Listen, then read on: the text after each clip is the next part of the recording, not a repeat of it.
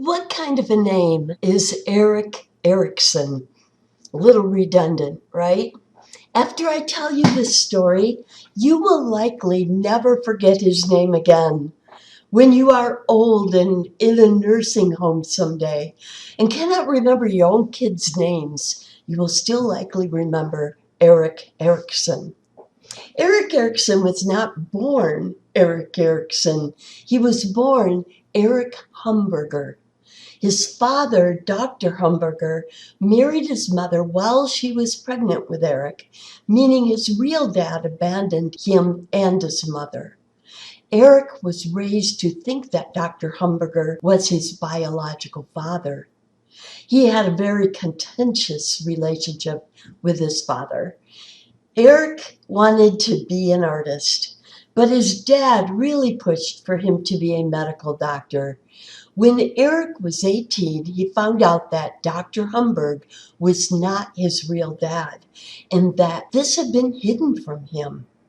That was the last straw, so he left home and he backpacked around Europe for a number of months, trying to sell his paintings on streets, beaches, etc. Erik got hungry. He learned something really important. While he was a true art connoisseur and always would be, he was not really that talented as an artist. And right about that time, Erik met Anna Freud, Freud's daughter, yes. By then, a prominent psychologist in her own right. And Erik fell in love, you might say, with psychology. Anna recognized Erik as having the intellect and compassion needed to become an excellent therapist.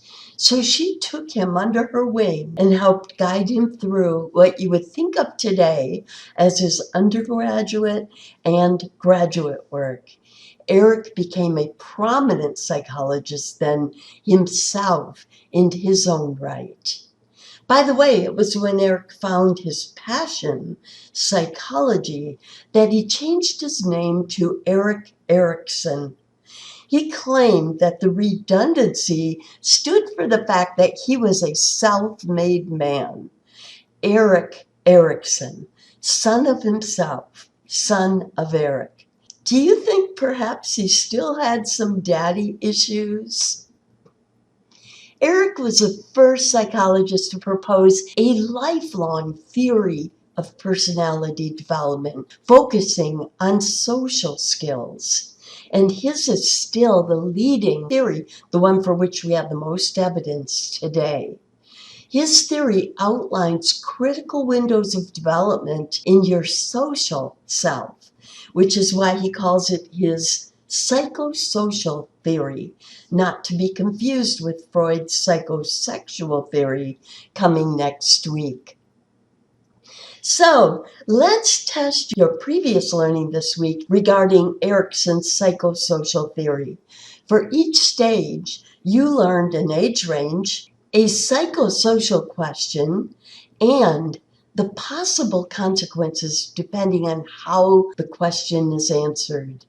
And when we talk about the possible consequences, remember that consequences, there are two of them, are the name of each stage, right?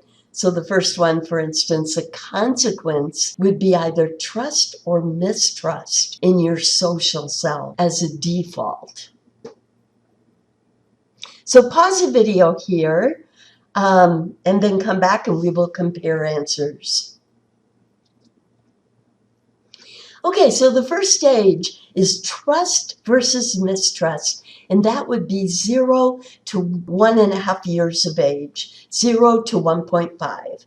The second one, autonomy versus shame and doubt, is 1.5 to 3. The third one, initiative versus guilt, is 3 to 6. Fourth one, industry versus inferiority, 6 to puberty. Just put puberty. The next one, identity versus confusion, just remember adolescence. Intimacy versus isolation would be early adulthood. Generativity versus self-absorption, middle adulthood. integrity versus despair, and that would be late adulthood. Number 1 is intimacy versus isolation. Number 2, industry versus inferiority. Number 3, autonomy versus shame and doubt. Number 4, integrity and despair. Number 5, trust versus mistrust. Number 6, industry versus guilt. Number 7, identity versus confusion. Number 8, generativity versus self-absorption.